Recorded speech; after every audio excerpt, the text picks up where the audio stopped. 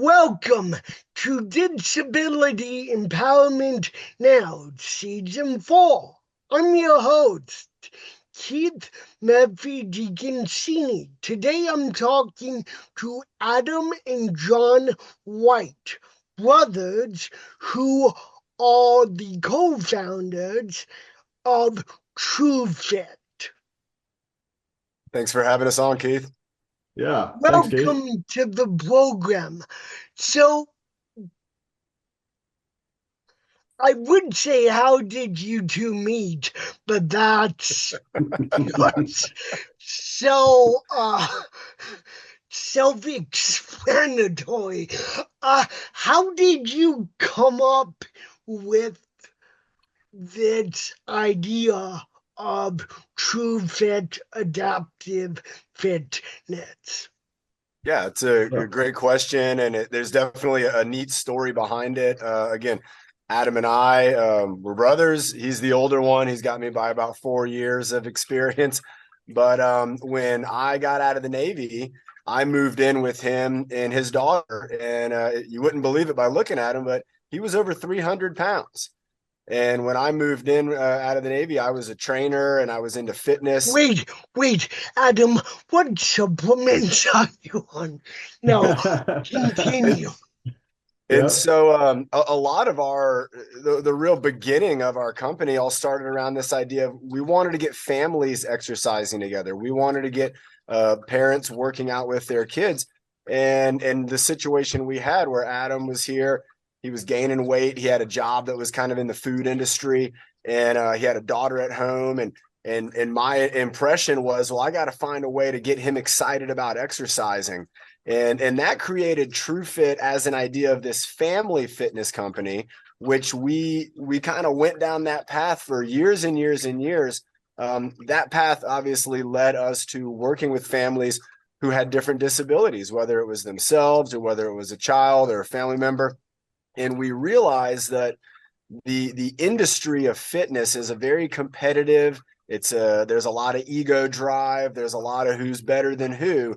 And our version of fitness was Really? about That's shocking.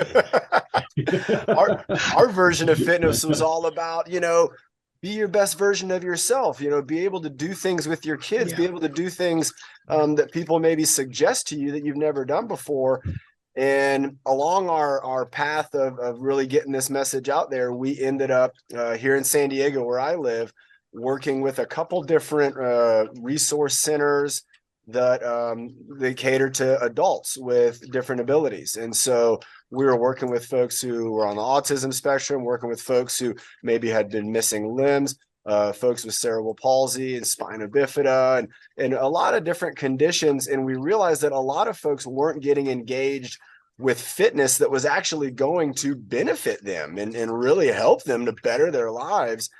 And so we decided to pivot, and we really made a decision with the company of that we wanted to shift from not just being this family fitness company, but we wanted to really focus in on helping families and individuals with disabilities to understand fitness, to kind of get their exposure into it, and then really develop a lifelong strategy that's going to help them to get fit, feel good, and then have that confidence to continue to move forward.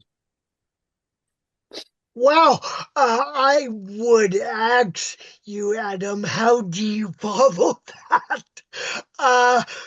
Well, that's a great introduction. Adam, Yeah. how do you follow that? Yeah, well, I started, visiting, in John out in California. I went out actually for his wedding, and that also literally right after his wedding, um, we ended up going and working at the Arc of San Diego that day for a fitness class. That's how I was introduced to the disability population there in San Diego. Made a lot of friends that day, got a lot of hugs. And I learned a lot about things that I had no clue, right? They were just never something that popped up in my life, right?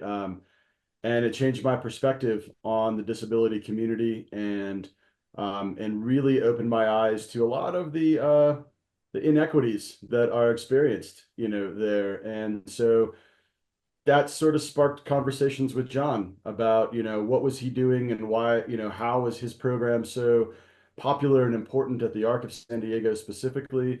And then started exploring ideas about how could we take what he had created and make it more accessible, not just in San Diego, but throughout the world. And that was where, that led us to software, looking at software as a platform on which we could expand this and get it out Yeah. there to more folks. And so that's where we're at. We've developed a lot of the software. We're always in a development stage, but we've gotten it to a point now where we're able to implement this program into a classroom setting for a special education, program at a school. We're also working with nonprofit organizations to give them an opportunity to offer a health and wellness recreation program to their members. And we're looking at other sort of market segments within the disability community in which we can support improving health and wellness, for this population as well. So it's, we're just going on just over 4 years of sort of full-time working on this project. It's been a fun and challenging, adventure for both of us, and the rest of the team that we're putting together, but it's Uh, been very, very beneficial for us. Hold on, I have to step away for a second. Hold on. Good. One. So where did we leave off? So Oh yes. Uh so development in software, I was just thinking about it. You guys have been around for 4 years, almost 5 years. Even 10 years ago, apps on our phones were still in their infancy. Uh, and so being constantly in development in terms of the application, it's always good, particularly when you're a fitness company. So, question just flew right out of my mind. Uh, so how did you come up with the name? I mean, yeah, well, I it mean, true. had to, there had to be a story, genesis behind the name Yeah, because it had to mean something to you. It's literally what people will find you under. So right. how did it can't be, or it shouldn't be just putting together two words or two little phrases and then abracadabra. Right. Uh, or at least it shouldn't be that. How did you come up with that name? Well, a lot of it kind of comes back to that first example where we mentioned the fitness industry has a lot of competition. There's a lot of people trying to show off how much better they are. And to us, that wasn't a true representation of fitness. Yeah.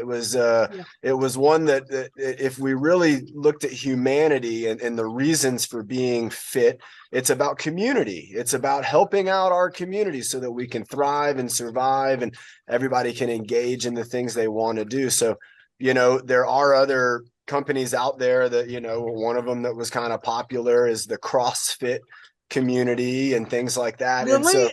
CrossFit? I've never heard of them. right. Do And they they do they wildly, run Paleon?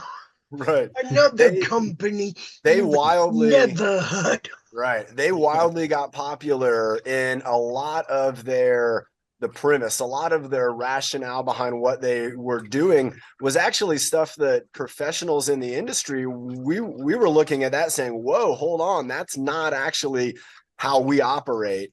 But people were still gravitating towards it. Even ESPN, they got all into it, and it's a sport now. But to me, it really still doesn't represent the purpose of fitness, which is being your best to help others, being your best so that you can share that strength. And it's not about it selfish. It's about doing this for a community. And so we went with TruFit to, in a way, to kind of grab people's attention of like, what do you mean? Do you mean that this is true fitness? And we do. That is exactly what we mean, where this is a truer representation of fitness.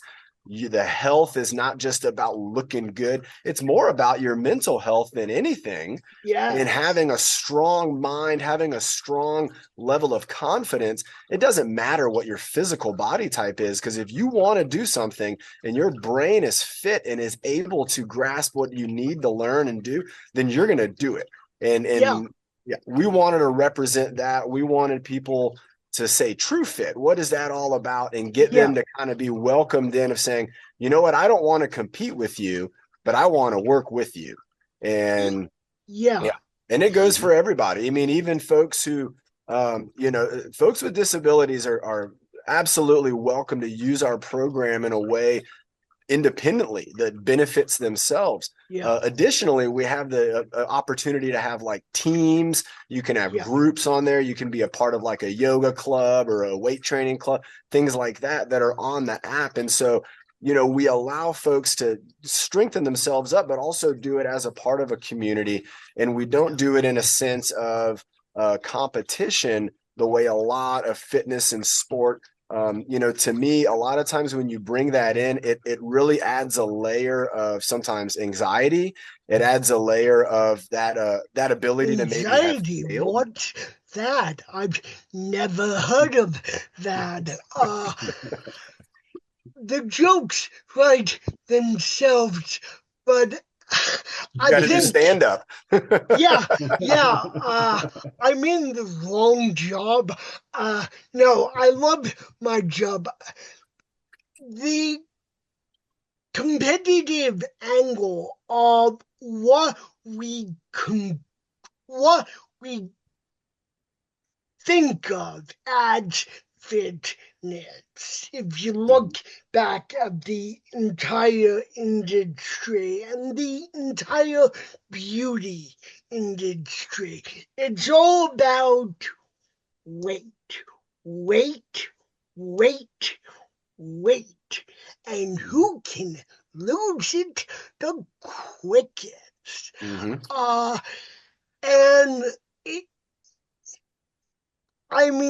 fitness is great, but if you go into it with the obsession of losing weight as that's your main goal, and for some people it is their main goal, and there are health reasons why.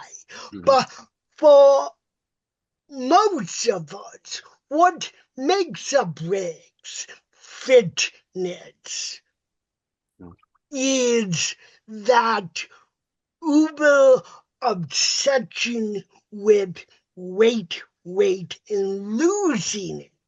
No one wants to really gain weight as much as they want to lose weight. And so how has that dynamic factored in to TruFit and the culture that you promote? Because it is a very inclusive, user-friendly application, and I'm sure you do group classes in person sometimes, but in being an app, I can take you guys anywhere that my phone has or my tablet has internet connection. So how has realizing that the uber obsession of losing weight, how have you refined that, or Yeah. A lot of what we try to do is with imagine that in your company? right. And a lot of what we try to do is really focused on skill development.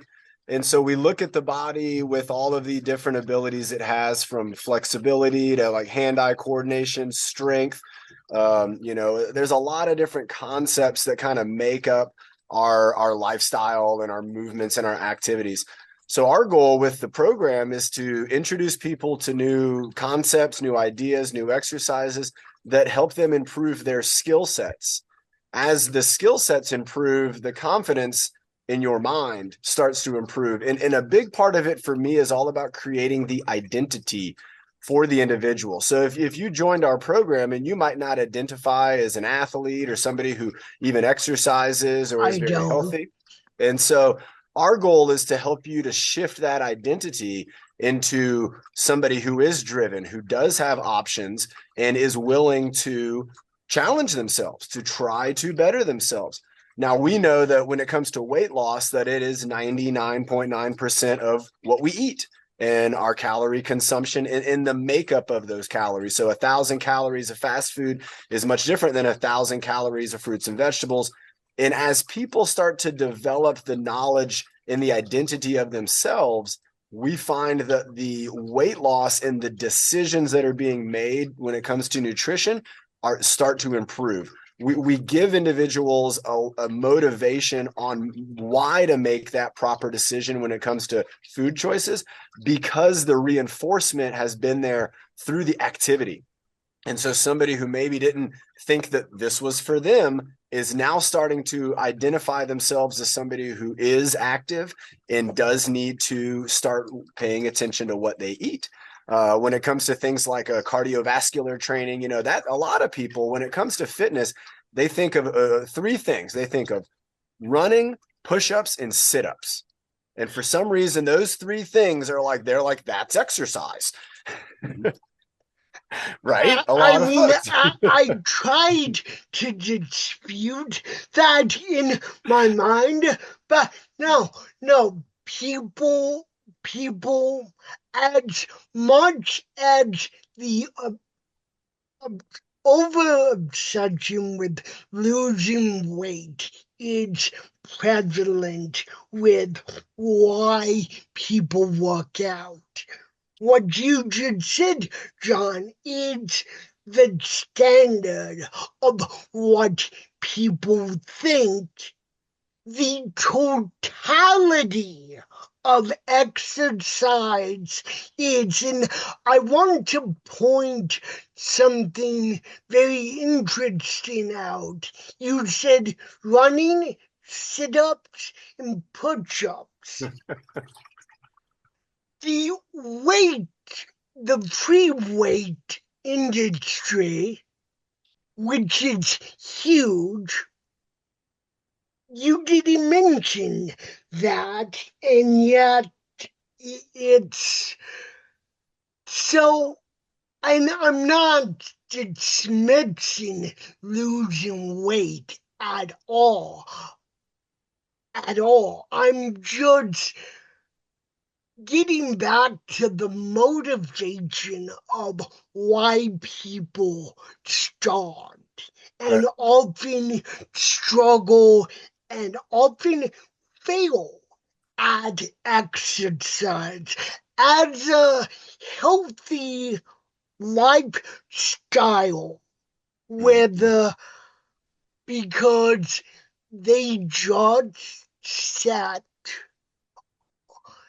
either they set or the culture sets above usually both, sets this unrealistic expectation that your main focus should be always losing weight. Mm-hmm. That's the really only point to exercise, to living healthy.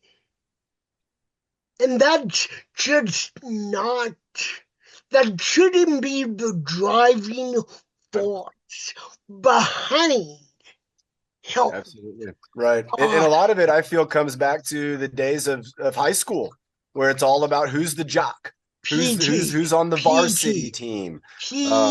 PT. Yeah. And a lot of it falls back to that. One of the things that is neat about the app that we have is we have a way to where you can take any exercise and you can make it easier or more difficult, depending on where you are finding success. And so the goal is that with an exercise, we don't want to set you up to make this difficult. We actually want you to learn it. We need you to understand the movements or whatever it may be.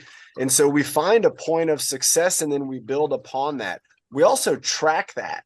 So the idea is that, and I tell people this all the time, a lot of people quit trying to exercise right before they're going to start seeing results. They're impatient. Yeah. They want it now and it's not going to happen now. So then they quit and it's like, whoa, give it one more week and you would have noticed it.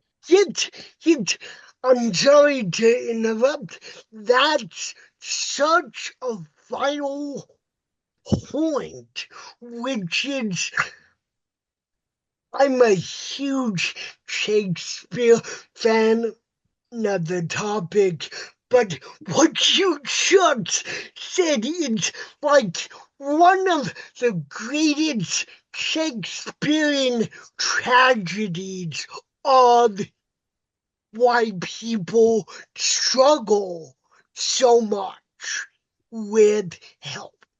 Mm-hmm. And they think health is just health, working out. Again, we get into this one-track mind of it's all about losing weight. Mm-hmm. And it's, we all know it's not losing weight. I mean, if it was, everyone would be way below healthy weight levels. Physical trainers would just disappear after a while, just like psychologists, because you get to that point and then you don't need them anymore. It's just like I'm talking about a lot of the competition culture that has unfortunately permeated the entire industry, probably for centuries. But this is what people think about when they think about working out, about a healthy lifestyle. A healthy lifestyle does, it's so much more than just losing weight. My birth weight was 2 pounds, 11 ounces. I was born 3 months premature, and I have cerebral palsy. I geek out on memes a lot, and there's a meme on Facebook that said, I've decided not to go back to my birth weight. And I'm like, yep, that's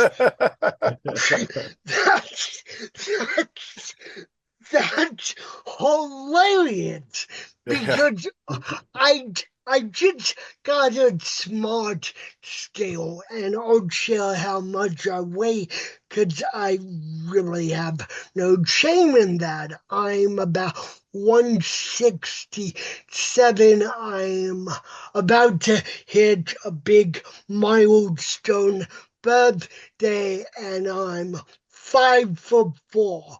According to that scale, my ideal weight is 129. Wow. Mhm. At 5'4", right? Mhm. No, Who came up with that? Right. Who it's came up with like, that? Right. no, and I mean, that's for a male. Mm-hmm. And so you do a female configuration, the ideal weight for someone at middle age at Mm-hmm.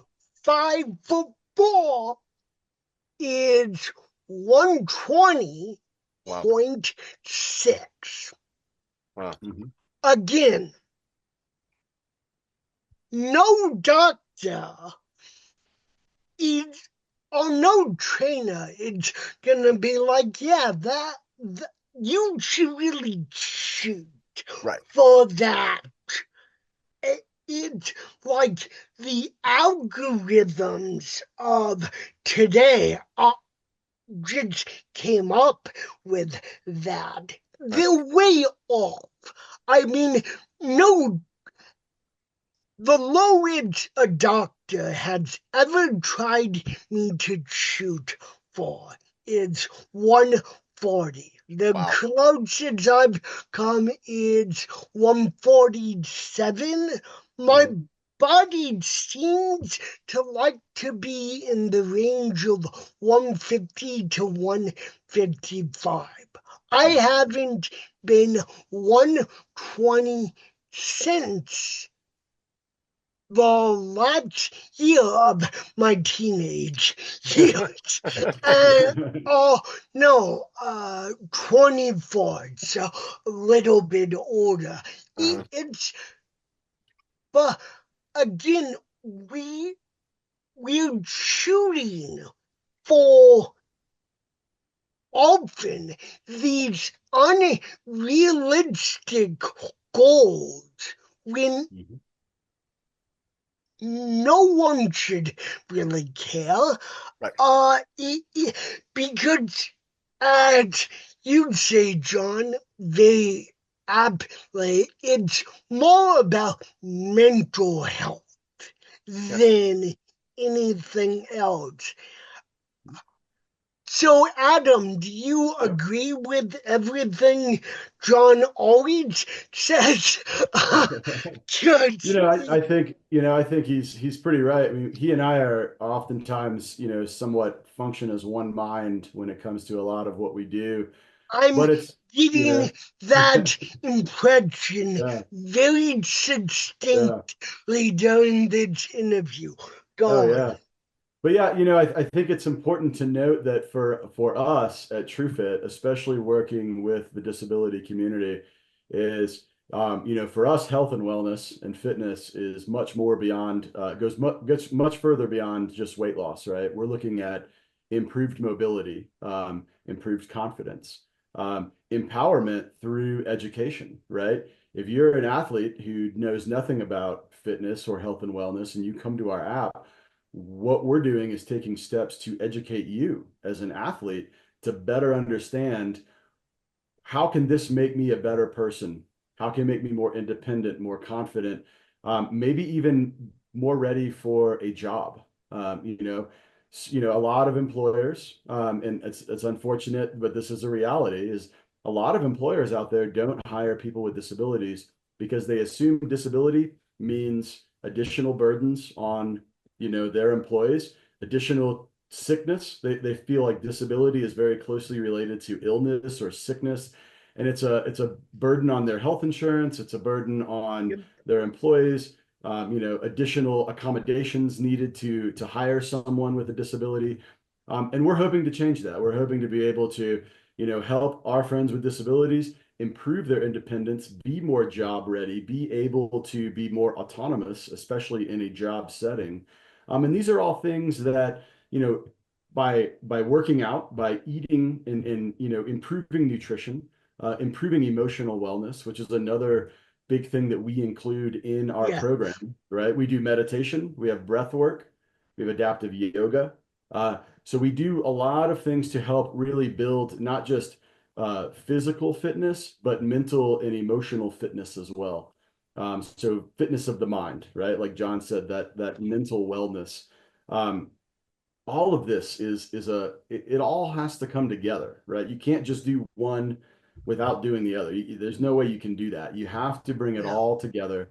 So that's what we're trying to achieve, to extend beyond fitness and actually bring a very holistic, all-encompassing health and wellness program to our friends with disabilities, helping them out, job readiness, independence, really learning about things like outdoor recreation as well, things like hiking or, adaptive skiing. Like we also run an adaptive surfing and sailing club in San Diego.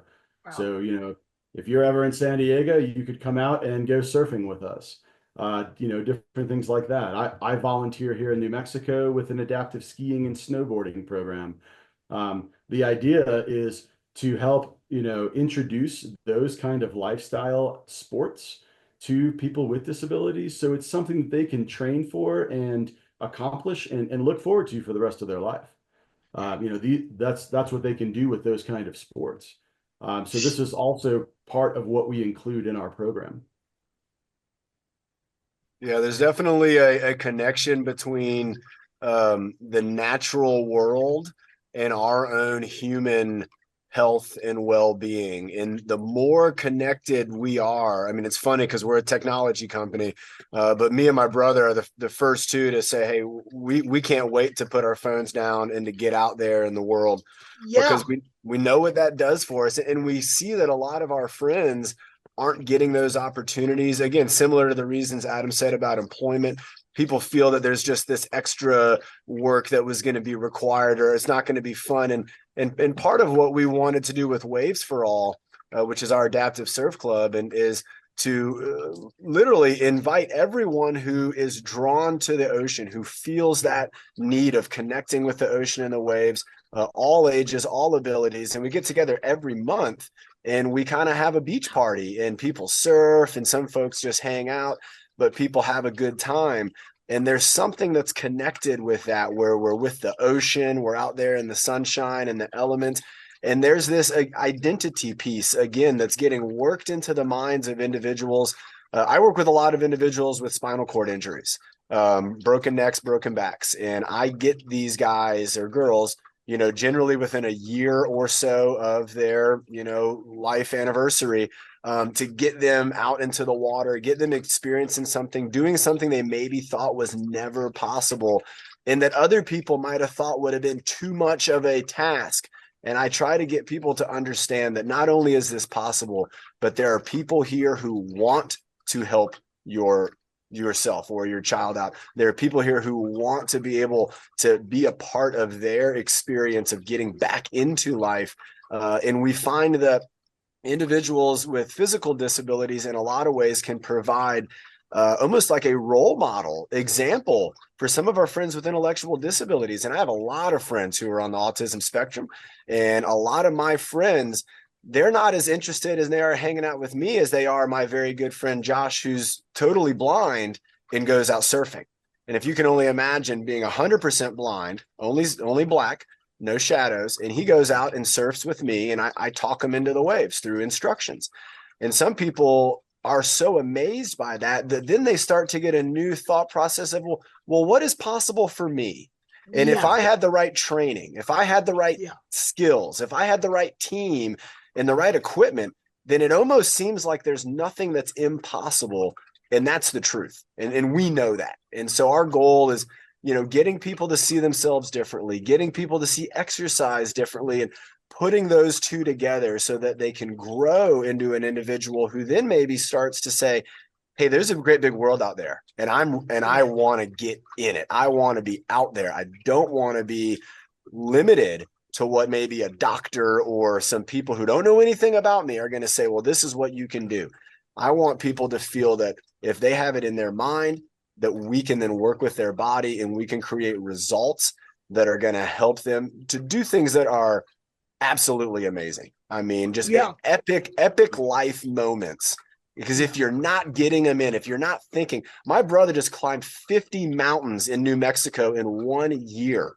He wrote a book about the 50 greatest peaks in the state of New Mexico.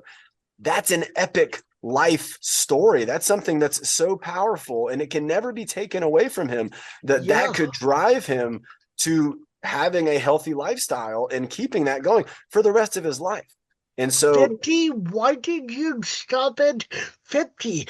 Why not excel they in ran out to of mountains. 100? No, so it was actually a book for Falcon guides that'll be coming out next year. Nice. But it was supposed to be a book about 40 hikes to 40 peaks of New Mexico. Some of those hikes that I chose ended up hitting multiple peaks. So in one hike. So, in fact, we hit 8 peaks in one hike. So, so we actually climbed 50 peaks in 40 hikes in New Mexico. And then now it's going to be a guidebook to guide people up to these mountains throughout New Mexico. That's epic. So, and I had 1 year to do it, 1 year. So 52 weeks to do it. And it was a lot of fun. It was, that's what pretty much took up most of my weekends. And it was challenging. Doing that. Yeah. It was a great challenge. Yeah. If you don't do something challenging, you'll know it. Yeah. And if you do something challenging and you accomplish that, you know it. And it is huge. And just like my friends who I take out into the ocean, who don't know if this is something they can do, and you get them into that wave and you can see it on their face. They're like, I am now a different person. I'm back. And to me, that's again, it's part of nature. It's a part of that connection with our natural world. But it generally, for humans, it only comes if we put in the upfront work and develop skills and develop a healthy mind, develop a healthy attitude, and are willing to work with the team, because there's not anybody out there who's really doing this on their own. Even Adam can do that on his own. There's a team, a support team, a motivating team. There are always somebody's always there to not have to be alone in this journey. And I think through our app, part of what we want to do with our exercises is we actually use examples with individuals with the different abilities. So individuals with missing limbs or autistic or somebody who's a wheelchair user, we show them performing the exercises. We want other individuals to be able to identify as, look, here's somebody similar to my situation, and they're not giving up. They're actually pushing their limits. And I like to see how they're doing that, because that's how I want to do it myself. And it was really important for us to have that authenticity. A lot of our exercises and our programming and everything, it's developed in collaboration with myself and probably close to 50 to 60 individuals with different abilities who we all communicate. We talk about what we're trying to accomplish, and we view ourselves as a team who's trying to help the rest of the world. Again, that's epic. And if we can get a sliver of the world, if people with disabilities all over the world, just a fraction, if they can get engaged, if they can find out what we're doing, their communities, their own personal communities will start to boost up. People will start to wonder, like, wow, all of a sudden, so-and-so is so active. They're talking about wanting to do all these things. They're motivating me. I want to get involved. We can see dramatic change across the world through exercise, health. But again, it's done without the competition. It's without the ego. It's all about hey, let's really the uber obsession of weight loss is uh, becomes about the ego and not feeling like you are enough Right. as you are, unless you reach. I make the joke that if I tried to get anywhere close to 120, people would start sending me gift certificates to fast food restaurants because everyone will be so concerned about my health. I will look like a twig. I will look so unhealthy.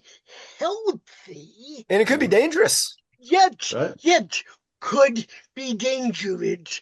Actually, we can get the word could out of there. For me, it would, not to mention a lot of other people, it would actually be life threatening. It's just, and so you're almost at 5 years as a company. What are the next 5, 10 years like for TruFit? What are some of those epic moments, those big dream aspirations, where you want the company to go? Yeah, well, one of the things that we're doing is, and I don't have one in front of me, but we're taking our program with a adaptive physical education curriculum, right? So, and we're putting that right now, there it is, into schools. We're piloting with schools, with special education departments throughout the country right now, and testing the use of the curriculum with our program. And the goal with this is to intervene early on with youth in elementary, middle, right? A lot of schools with students with disabilities do not have a comprehensive physical education program for those students. So what we're trying to do is give those schools a very effective solution for them to start building that physical education for their special education students and students with disabilities. So there is a solution for those students. It's a national mandate. Federally, schools are supposed to provide something, and it's surprising when we learn this, but most schools throughout the country do not have an actual physical education program for their students with disabilities. We're hoping to solve that. That will hopefully improve the overall health and wellness statistics, of obesity and diabetes and cardio, all these things, right? That happen in adult life. Like, what we're hoping to do is change the trajectory of that with the youth. The other thing we're trying to do, and we're working on this right now, is establishing partnerships with nonprofit organizations in the disability community and working with them to bring to their members a recreation program that is focused on improving their members' health and wellness. Through those two channels that we're focusing on there, those are two what we've identified as very effective ways to really influence long-lasting change and improve health and wellness overall. Yeah, some of our long-term goals too are going to be, having a presence at the LA Paralympics. That's something that we plan on and then working up with different organizations to support that at the high level. But like Adam said, is to really work with the students, to work with the younger generation, to get them to realize all of the things that are opening up for them, because a lot of doors are opening every year. There's more and more inclusivity, especially here in the States. And I think a lot of our goal here, and a part of the reason we're really driven out of Southern California, is because we know we can set an example for not just the rest of the country, but for the rest of the world to follow. And I would hope that, within a few years, our app is pretty prominent across this nation, and then going into other countries. to where we're helping individuals who maybe don't have access to everything that we have here in the States. We're working right now with an organization called Hands with Hearts, and they go around to third world style communities who don't have hospitals, don't have education facilities, and they actually provide treatment for individuals with disabilities who live there. But they're only able to do that for like a week or two at a time at each location. So they might be in Thailand, and then the next thing you know, they're in somewhere else in Micronesia, or they're in this other country, and they're going to Ukraine and helping out, veterans there. There's a lot of places where they go, but then when they leave, the services that they provide are also dropped off. And so people don't know how to continue on. And so our app's going to be able to fill in the gaps for individuals in those kind of programs. Folks who work with a physical therapist, occupational therapist, our program will fill in the time between appointments. So now your OT, PT experience can actually be greater than the one before, and not just a status quo kind of, barely moving the bar along. So there's a lot of that. There's also the idea of like integrating with things like Fitbit and different wearables. We want to track for individuals their sleeping. We want to track their activity time. We even want to help them with their nutritional tracking. And that's something that we're building into the program for next year, is folks will be able to input in what they are eating and then get ideas on, is that actually what I want to be doing? Or are there other alternatives that we can maybe suggest, to help people with that dietary goal? And a lot of times the dietary goal might not be necessarily about weight loss, but if it is, again, we want to drive that individual towards boosting their confidence and then developing the mindset of their identity driving their decision making. And so that way we hope that when it comes to the nutritional decisions, they can eat a healthier, balanced diet. But I know firsthand, I work with hundreds and hundreds of individuals with disabilities, all shapes and sizes. And when we are out in the water, or when we are in our activity mode, we're not sitting here counting calories and weighing folks. It's all about doing the best you can with what you got today, and knowing that can improve, but that we're going to go out there with what we got. And I think for a lot of folks who have the weight loss as maybe other people are telling them this. My frustration would be that you would have an individual who maybe has an epic moment. Maybe they go, out on the lake and they go kayaking for the first time ever, and it's just incredible. But then when they get home, somebody says, well, did you lose any weight today? That would defeat that entire So for me, it's about, we want the community to understand, and we want the community to provide for itself the consciousness to realize that this isn't about weight. This isn't about, did you paddle faster than the other person? But it's about looking at each individual and understanding what that meant to them in terms of themselves, their growth, and then fostering that so that individual can grow. The number of weight can be very discouraging for individuals. And even in some cases with competition, that can be discouraging, where somebody will go out and they'll have an amazing time, but they didn't quite win. And so now they feel like a loser. And it's like, well, hold on a second. You just did something incredible.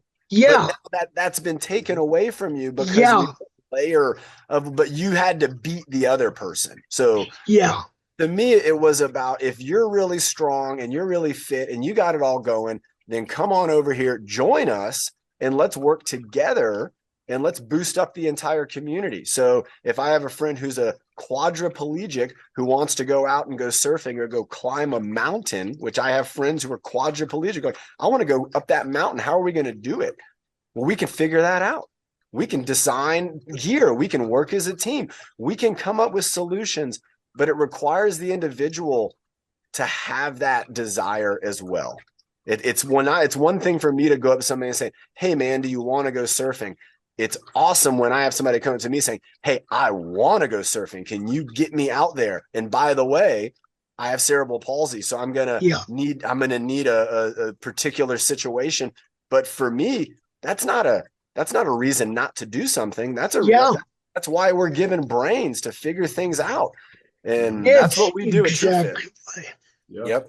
That's what we do at TruFit. We figure it out. We find that success, and we foster that mindset of confidence, belief in oneself. And then everybody else who maybe not have believed in you, they'll see, they'll get with the program. If not, they can get left on the couch. That's just fine, because we're here to help those individuals who have that desire, even if it's just a flicker in their mind of, I want to increase mobility. We have a good friend where when I met him, he didn't use his right hand. He has cerebral palsy. He didn't use his right arm. He's joystick, power chair, and he'd drive himself around. And when I met him, he he's like, you call this bad arm. And when I was like, well, give me a high five or shake my hand with that hand. And he did. And I'm like, well, if you can do that, let's see what else we can kind of start to come up with. And within a matter of months, not only was he able to, we had a ball like on a pendulum swinging. And the first goal was to use your bad hand, use that to deflect the ball. Just hit it away from you. You don't want it to hit you. And so hit it. Next thing you know, he's catching it. Next thing you know, he's using his right hand to make adjustments in his chair. And the next thing you know, we get a phone call from his dad saying, you guys aren't going to believe what just happened. But he's making his own transfers now. He can get himself over into his bed. He came up with the technique of pulling on his bunk bed and lifting himself and moving himself, which required the two arms, but he had the confidence to do it. And now he's able to do that for himself, giving his dad a break and giving him that confidence to say, hey, you know what? I need to go to the bathroom. I got this. Yeah. I need to get up out of bed and get ready for breakfast. I got this. And to me, that is so powerful, because all it took was somebody taking his situation where you are right now, understanding where you want to be, and then filling in the blanks, just like an algebra problem. And that's what we can do for an individual. We can say, this is who you are, and this is who you want to be. I know the result you're looking for, but what do we have to do to get from here to there? What do we subtract? What do we multiply? What do we divide out? What do we, do first in parentheses? Whatever it is, it's a math problem, but it's always going to have a result that we can predict, because we're all humans. We all share the similarities that fitness is going to respond. Fitness doesn't know that, oh, my best friend Hunter is autistic. It doesn't understand that. Yeah. And so if I apply concepts that work for me and you and my brother, they're also going to work for my buddy Hunter. And they do. Yeah. I just got my buddy to learn how to swim. 18 years old. He put in a pool. He would just sink to the bottom. We developed techniques. We developed concepts. And then the next thing you know, he's able to go off the side of the pool, jump into the pool, swim across the pool. And I looked at his mom and I said, if you ever get invited to a pool party, now you know. Now you know he can. And that could be huge for a young 18-year-old. So wrapping up, and I hope you guys will come back. This has been a delightful interview. I should have introduced you, John and Adam, though, considering how much John is talking. I should do stand-up. Maybe that's my next gig. But I always ask two questions at the end of every episode, is in case there are any aspiring advocates who want to get into adaptive fitness, either at the trainee level or at the trainer level. What would be some advice, some action steps you would give them? Absolutely. If somebody would want to be a part of our program, and this is for anybody listening, if you're listening to this and you're saying, I want to be a trainer, I want to be a coach, I want to take my strengths and I want to help others, we have a way to help you do that. And we have a way to help you build a community locally or maybe virtually. And we can help you to instruct individuals to provide, your expertise combined with our ideas and insights to create your own team and to really make a difference for those people who are looking up to you and might be looking to you for that help because they don't know where else to look. Now, if you're an individual and you're thinking, I want to be a participant, I want to work maybe with a local team, or maybe I want to be a part of Coach John's team. I have a public team, just like people probably don't remember MySpace, but remember everybody was friends with Tom. That's kind of in a situation we have here to where you can be a part of my team. I can actually assign workouts, and you can create workouts and say, what do you think about my workout? Or what do you think about my performance? I'm struggling here, or I'm excelling. What should I do next? Because I'm actually feeling really good about this. They can download the app. It's available in the app stores. They can visit our website, which is gettrufit.com, or they can visit the app on their desktop. So we do have the app is available on your computer if you don't want to use a phone or a tablet. And that is just app.gettrufit.com. So it's gettrufit.com, but we just put app in front.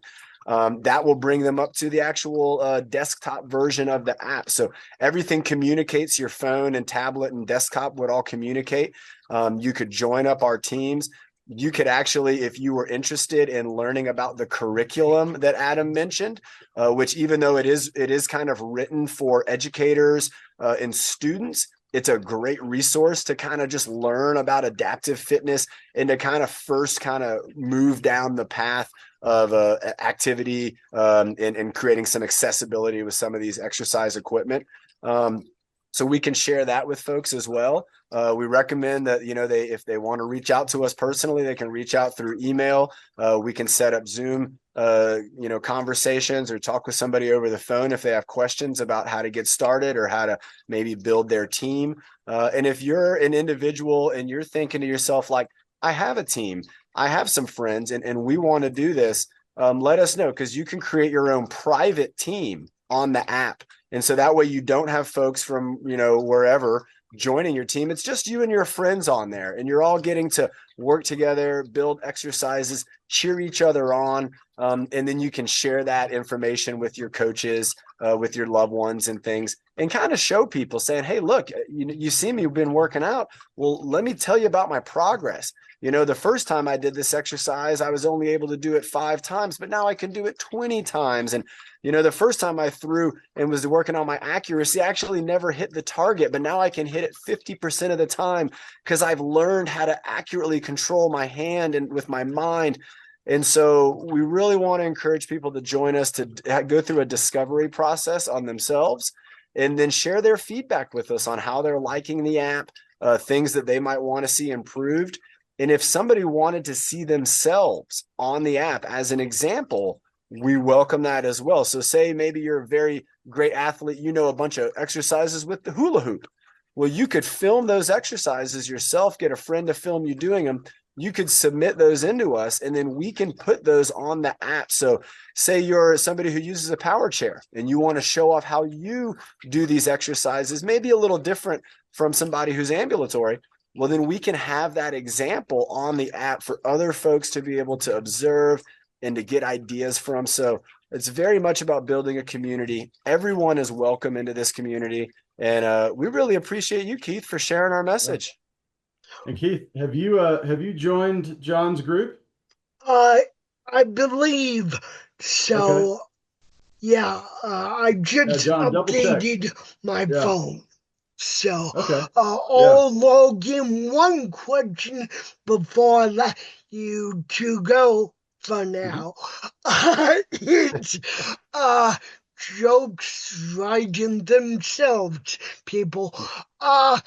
It's I like to think that both advocates with disabilities and those who have yet to discover and embrace their own disabilities listen and watch this program.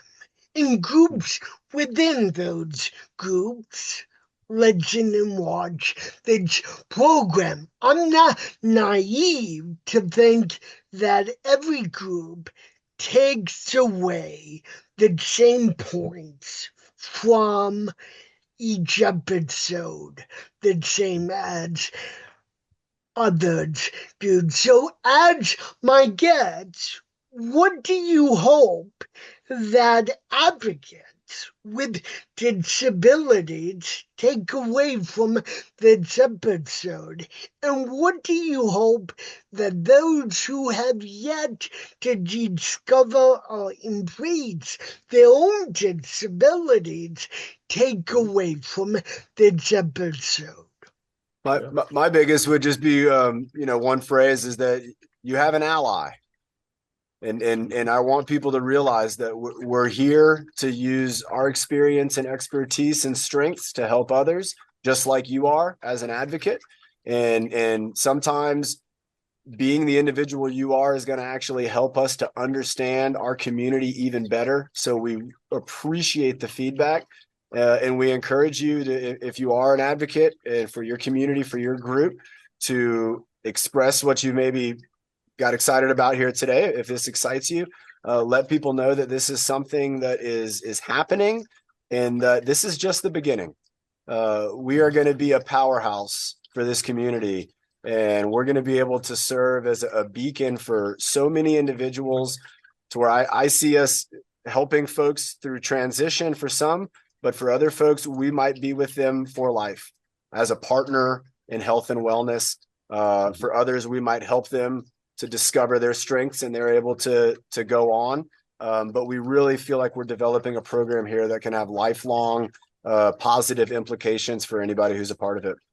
Yep. And I'd like to say that, it's expand on that is this is a community that is being built, right? Not just a local or a national, but a global community, right? And this community that we are trying to build is solely in existence to help improve the health and wellness of the disability community, to empower them, to introduce them to new opportunities, and help them realize that there is so much more that they can accomplish than they've ever thought they could. And we're here to help and work with them hand in hand to make that happen. So yeah, open communication, like John said, feedback, helping us learn from them. I've learned stuff from you today, Keith. And every time I talk with someone with a disability, I learn something new, and I think of new ways to create solutions so we can help them. And that's our sort of perpetual mission. I'd say this is, for me and John, this is our life mission. This is probably why we exist on this planet at this time. I feel like there's so much more than this is just. This Are is not just a you company, sure, right? Adam? Isn't it that you want to go to 100 peaks and write another book? I'll do a version 100 two. peaks in Alaska. We'll do a second edition. We'll add. We got about 2,500 peaks in New Mexico, somewhere between that and 3,000. So I got plenty of mountains to choose from.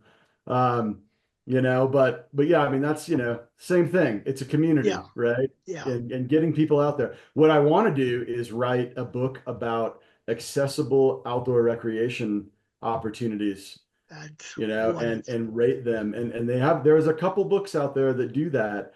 But there's nothing here in New Mexico. There are in other states, but that's something else that I'd like to do. And now that I have my foot in the door with the publishers, that's something that I'm going to pitch them soon.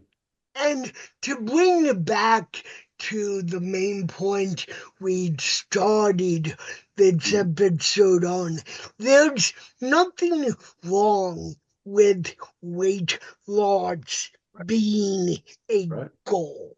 Right. No. It's just not, or it shouldn't be, the be-all, end-all goal of a healthy lifestyle, of working out, of physical fitness. Just like psychology, meditation, it's about the mindset, often over the body. And